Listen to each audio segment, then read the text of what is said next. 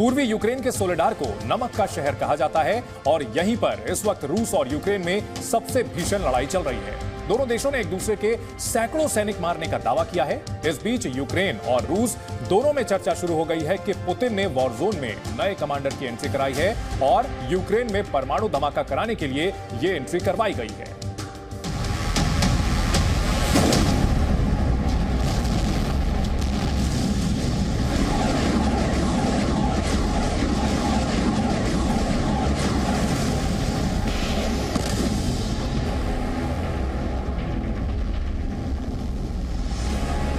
Putin के नए commander के नेतृत्व में यूक्रेन के नमक वाले शहर सोलोदार पर कुछ इसी अंदाज में रूस की सेना के रॉकेट और मिसाइलें बरस रही हैं। रूस यूक्रेन वॉर की सबसे घातक लड़ाई इसी इलाके में लड़ी जा रही है। रूस किसी भी कीमत पर सोलोदार यानी यूक्रेन के नमक वाले शहर पर कब्जा करना चाहता है और रूस की इस जिद की कीमत यूक्रेन की सेना और इस शहर दोनों को उठानी पड़ रही है। यूक्रेन का दावा है कि शहर के कई इलाके पूरी तरह तबाह हो चुके हैं और रूस की सेना भारी नुकसान के बावजूद आगे बढ़ रही है।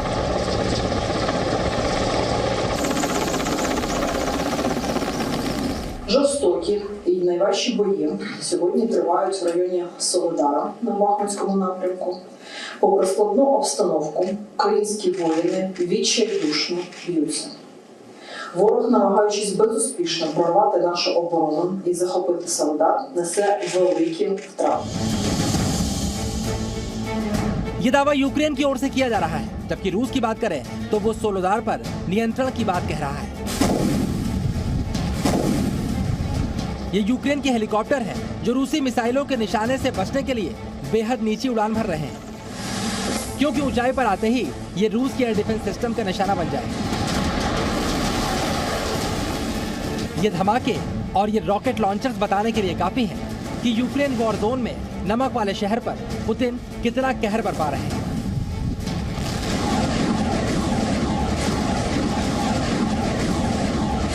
रूस का दावा है कि लड़ाई में यूक्रेन को बड़ा नुकसान हुआ है।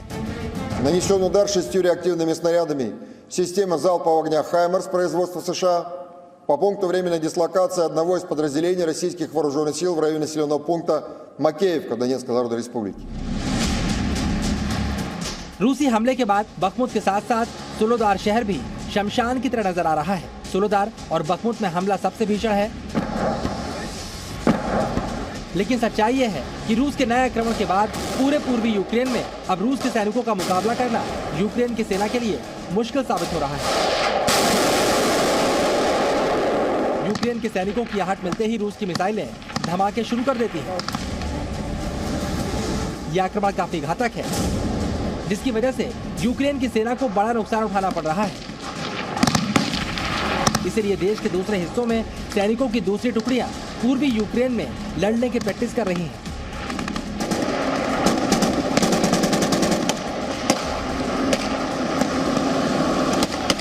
ये तमाम सैनिक पूर्वी यूक्रेन में मारे गए सैनिकों की जगह लें।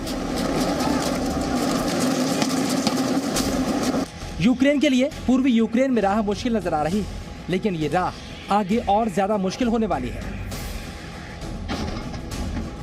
और इस राह को मुश्किल करने के लिए पुतिन ने वॉर जोन में अपने सबसे भरोसेमंद कमांडर को उतार दिया है।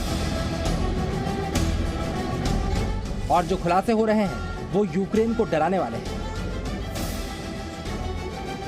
सबसे पहले आप देखिए, पुतिन यूक्रेन वॉर जोन के नए कमांडर वैलेरी गेरासिमोव के कितने करीबी हैं। यूक्रेन वॉर हो या फिर कोई दूसरा सेना से जुड़ा मामला, उनकी राय को पुतिन सबसे ऊपर रखते हैं। यूक्रेन वॉर के अहम निर्णयों में भी गेरासिमोव का हाथ रहा है। गेरासिमोव को नेटो और अमेरिका से खतरे के मामलों का भी एक्सपर्ट माना जाता है। रूस के राष्ट्रपति व्लादिमीर पुतिन को भी गेरासिमोव ही इन खतरों से आगाह करते हैं। Если ракетные комплексы США и НАТО появятся на Украине, то их подлетное время до Москвы сократится до 7-10 минут. इसी खतरे की वजह से पुतिन ने यूक्रेन के खिलाफ वॉर छेड़ी थी और अब इस बात की आशंका जाहिर की जा रही है कि यूक्रेन वॉर में परमाणु धमाके के लिए ही वैलेरी गेरासिमोव को वॉर का कमांडर बनाया गया है। वैलेरी गेरासिमोव के बारे में ये भी कहा जाता है कि यूक्रेन वॉर के दौरान उनकी पावर कुछ कम की गई, लेकिन जिस वक्त रूस को यूक्रेन पर सबसे भीषण हमला करना है, उनकी वापसी बड़े संकेत दे रही है।